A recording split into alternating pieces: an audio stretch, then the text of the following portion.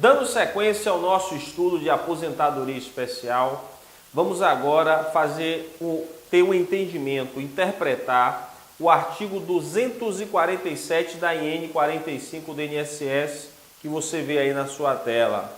Existe a possibilidade, algumas vezes ocorre, de não se ter o LTCAT e ser necessário a apresentação de um laudo em substituição. Que requisitos deve ter esse laudo em substituição ao LTCAT?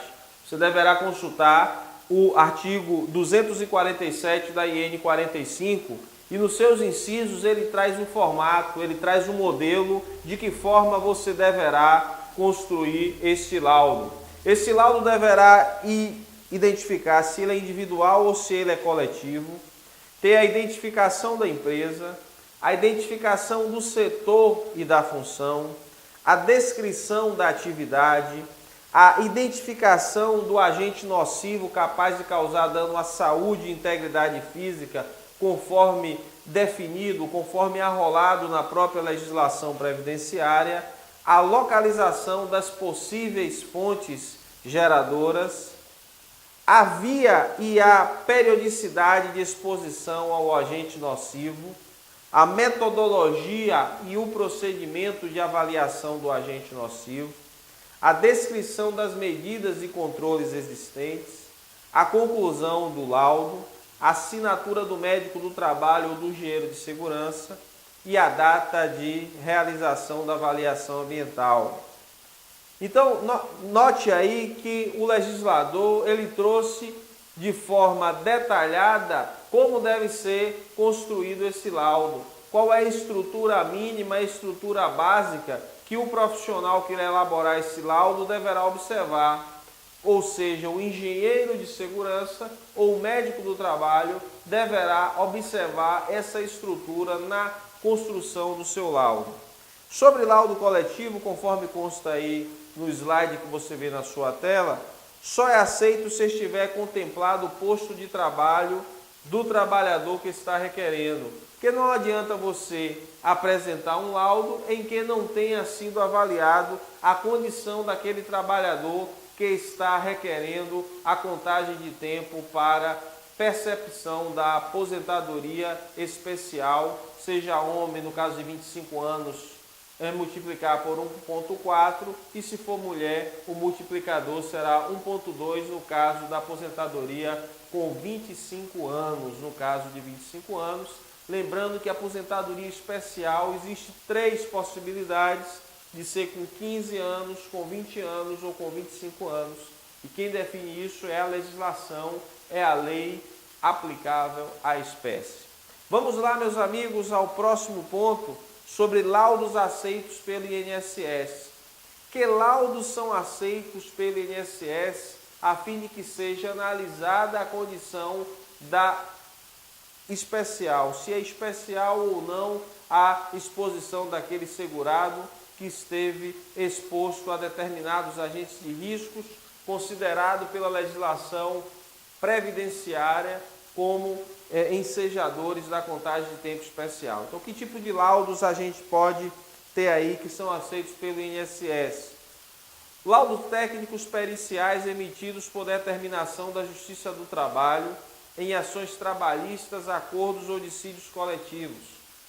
Muitas vezes, a Justiça do Trabalho ela demanda a necessidade de elaboração de laudos para que se faça prova. Quando exige prova técnica, é necessária a elaboração de laudo. Um perito deverá elaborar, nesse caso, um médico do trabalho ou um engenheiro de segurança do trabalho. Um laudo de insalubridade, por exemplo, se um trabalhador, no caso da Justiça do Trabalho, um reclamante, ele vai até a Justiça do Trabalho buscar o seu direito à percepção de um adicional de insalubridade, aí seria um laudo que poderia, por equiparação, ser utilizado pelo INSS para verificação do direito ou não à aposentadoria especial.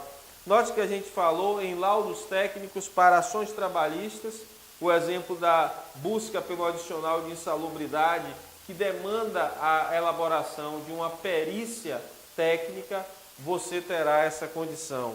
Acordos ou dissídios coletivos, na verdade, existem cláusulas de cumprimento relacionadas à saúde e segurança, e muitas vezes a Justiça do Trabalho demanda a elaboração de um laudo técnico, e esse laudo técnico conterá informações apropriadas para que o perito médico do INSS, para que a perícia do INSS possa se debruçar sobre aquelas informações, sobre aquele laudo técnico elaborado por um profissional competente para a realização daquele mistério e chegar às devidas conclusões.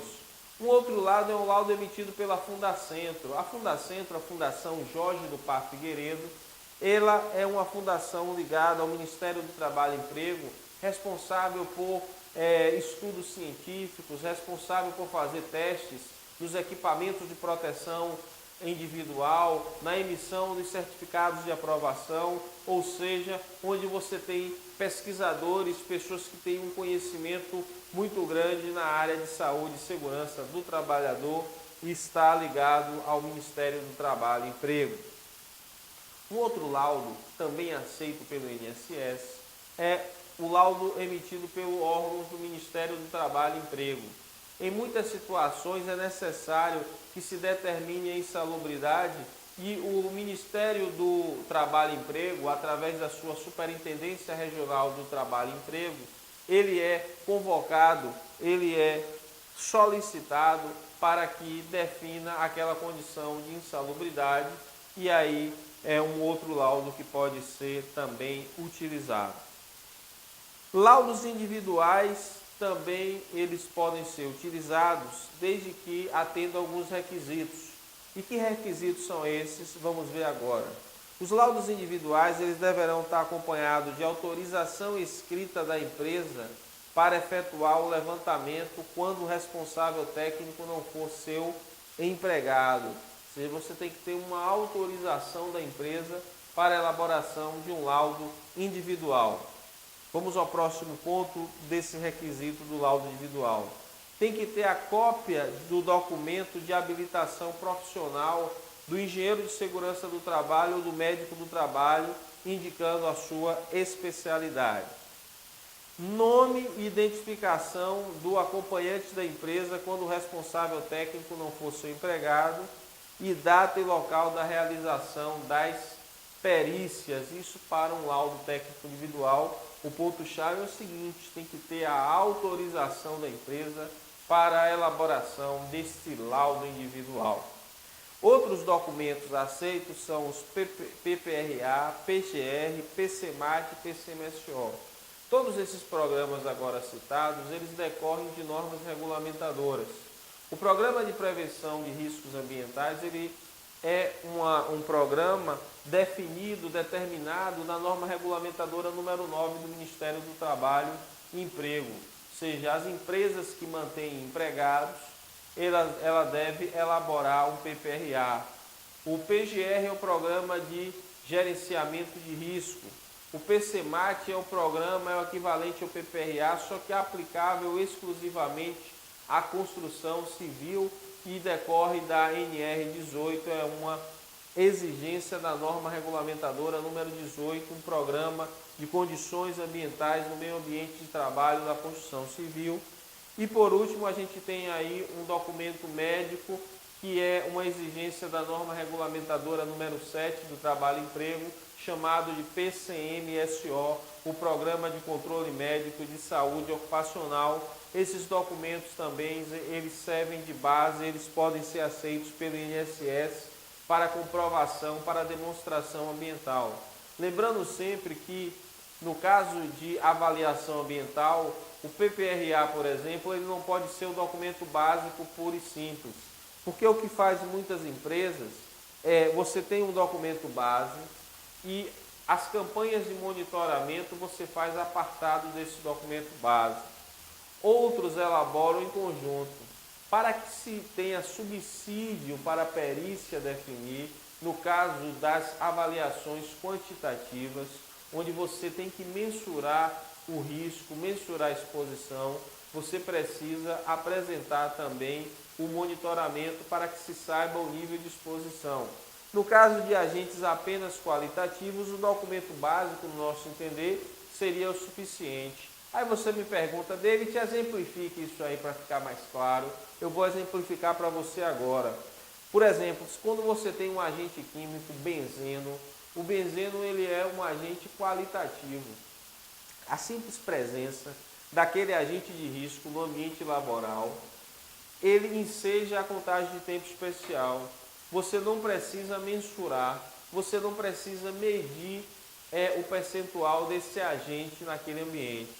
Por quê? Porque o legislador previdenciário considerou que esse é um agente nocivo à saúde e à vida e que quem trabalha exposto a esse agente não deverá trabalhar mais de 25 anos sob pena de ter algum problema ou um potencial problema, porque a norma considera a potencialidade do risco. E é isso que se objetiva com a aposentadoria especial, determinar um tempo, a pessoa ela trabalha em um tempo menor para que não esteja exposto durante tanto tempo aquele risco, podendo vir a desencadear uma doença ocupacional, uma doença do trabalho ou qualquer problema dessa natureza. Daí, se um documento básico, seu monitoramento tiver um agente qualitativo, isso será o suficiente para a demonstração. Mas, por exemplo, o ruído, necessariamente você tem que apresentar o seu monitoramento, o resultado da medição, porque exige uma avaliação quantitativa, você deverá quantificar o risco. Esses são documentos também que são aceitos pelo INSS, a fim de fazer prova da exposição a agente de risco, a fim de demonstrar que existe aí uma condição de risco. Vamos falar agora sobre laudos extemporâneos. Estamos falando aí de tempo, de temporalidade, do momento que ocorre. Então, o que seriam esses laudos extemporâneos? E aí, como você vê no seu slide, tanto o LTCAT quanto as demonstrações ambientais que forem realizadas em data anterior ou posterior ao período trabalhado poderão ser aceitos pelo INSS. Então, digamos o seguinte, que você trabalhou em determinado ano, você trabalhou em 2005 e o laudo é de 2007, ou você trabalhou em 2005 e o laudo é de 2003. Então, você tem aí data anterior ou posterior ao período trabalhado. É isso que nós estamos falando agora, estamos identificando a questão do tempo sobre laudos extemporâneos. Mas para que isso seja aceito, os seguintes itens não podem ser alterados. Para que eu apresente um laudo extemporâneo e o INSS aceite, alguns critérios precisam ser observados. E que critérios são esses, meus amigos? O primeiro é o layout do posto de trabalho. O layout ele precisa ser o mesmo, ele não pode ter sido modificado. O segundo é que máquinas e equipamentos não haja alteração ou substituição. Aquela condição que o laudo seja antes ou depois, apresente e se mantenha na mesma condição. Em síntese, o que se quer aí é que se garanta que aquela condição ela permaneça a mesma, não haja alteração. Por quê? Porque por similaridade e a tendência é que se continue aquela mesma condição de risco. O risco químico continua existindo, o risco físico ou o risco biológico ou associação desses agentes de risco. Nós temos também a tecnologia de proteção coletiva ou individual, se permanece a mesma do que o laudo indica, porque se você alterou ou se você botou um equipamento de proteção coletiva, por exemplo, imagine que quando você trabalhou, você tinha uma bomba que gerava um nível de ruído de 97 decibéis. O empregador viu que aquela condição era uma condição de risco para o trabalhador e que precisava fazer uma melhoria. Ele vai lá e implanta uma redução de ruído na fonte. E esse 97 passa a ser 84 decibéis. Ele fez uma melhoria significativa. Isso significa dizer o seguinte, que um laudo que represente 97 decibéis quando você trabalha com 84, em que pese seja melhor o de 97, melhor no sentido da contagem de tempo, não poderá ser considerado pelo INSS, porque esse laudo extemporâneo apresenta condição diversa. Nós temos aí também alcance dos níveis de ação estabelecido pela NR9, e eles devem permanecer o mesmo. E note que a gente já falou sobre nível de ação, tanto para agente químico como para agente físico no nosso curso, mas se você tem dúvida, eu sugiro que você consulte a NR9, que define o que é nível de ação, tanto para agente físico como para agente químico, consultando o item 936. 936. O nosso curso aqui, em alguns momentos, a gente direciona para que você tenha o conhecimento, para que você fixe a informação, porque seria impossível, em um único curso, a gente discutir todos os conceitos de todos os assuntos. Nosso foco aqui é aposentadoria especial e é um prazer tê-lo conosco. Um outro ponto é a extinção do pagamento do adicional de periculosidade. Ele não deve ter. Isso consta aí, mas há controvérsias. Por quê, meus amigos? Porque a periculosidade ela não está muito ligada com aposentadoria especial. A aposentadoria especial ele tem muito mais a ver com a insalubridade do que a periculosidade. É muito mais uma questão de saúde do que uma questão de risco potencial de segurança. Que a periculosidade tem a ver com a presença de inflamáveis, com a presença de explosivos, não é isso? Você trata da NR16. E a insalubridade você tem muito mais a ver com a higiene ocupacional, com a prevenção de doenças no ambiente laboral, que tem a ver com a NR15. Então a gente citou isso aí, mas necessariamente não tem que ser assim. Isso aí consta na literatura, consta na legislação. Vamos ao próximo ponto sobre o tema aposentadoria especial. Que laudos não são aceitos pelo INSS? Que demonstrações ambientais não são aceitos pelo INSS? Nós temos aí 5 possibilidades de laudos que não são aceitos pelo INSS. O primeiro é o seguinte: o laudo elaborado por solicitação do próprio segurado, sem o atendimento das condições previstas no inciso 4 do parágrafo 1º deste artigo. A gente falou há pouco, tem que ter autorização do empregador, o empregador tem que autorizar a elaboração desse laudo, tem que ser acompanhado pela empresa, porque senão o trabalhador vai fazer ao seu bel prazer, da forma que mais lhe convém o laudo, e o laudo não pode ser feito dessa forma, ele tem que representar, ele tem que demonstrar a verdade real para que não haja nenhum tipo de fraude. E o objetivo é esse, que não haja nenhum tipo de fraude. O outro laudo que não pode ser aceito é o laudo relativo à atividade diversa, salvo quando efetuada no mesmo setor. Você pega um laudo, você é um eletricista e um mecânico. Aí o eletricista pega o laudo do mecânico e quer que seja aceito. Então, são atividades diversas. Eletricidade é uma coisa, manutenção mecânica é uma outra, regra geral. Mas se existe a possibilidade, em algumas situações, se você trabalha no mesmo setor, se você está exposto ao mesmo risco, esse laudo poderá ser aceito. O outro ponto é o laudo relativo a equipamento ou setor similar. Isso não é aceito pelo INSS. Um laudo relativo a um equipamento, o laudo ele não tem que ser do equipamento ou do setor, mas ele tem que ser da exposição dos riscos a que o segurado esteja exposto.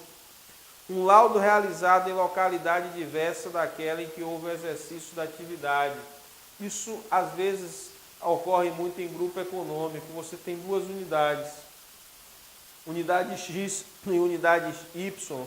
Essas unidades pertencem ao mesmo grupo econômico. Você trabalhou na unidade Y e apresenta o laudo da unidade X.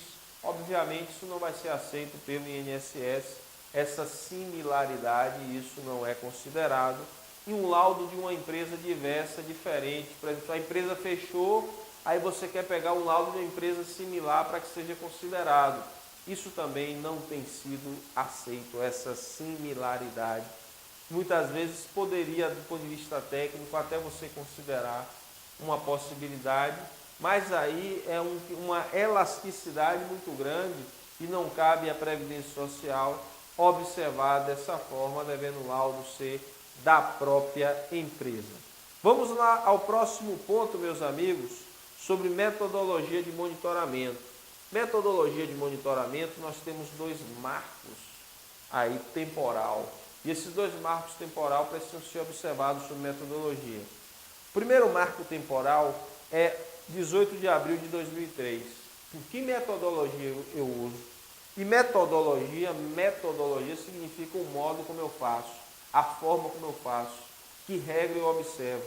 Então, que método eu observo?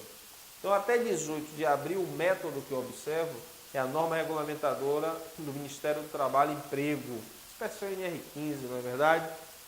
Portaria 3.214, de 8 de junho de 78. NR15 em síntese. A partir de 19 de abril de 2003, você tem um segundo marco temporal válido atualmente, onde você deverá observar as normas de higiene ocupacional da Fundacentro, da Fundação Jorge do Parto Figueiredo, chamadas de NHO. As NHOs devem ser observadas.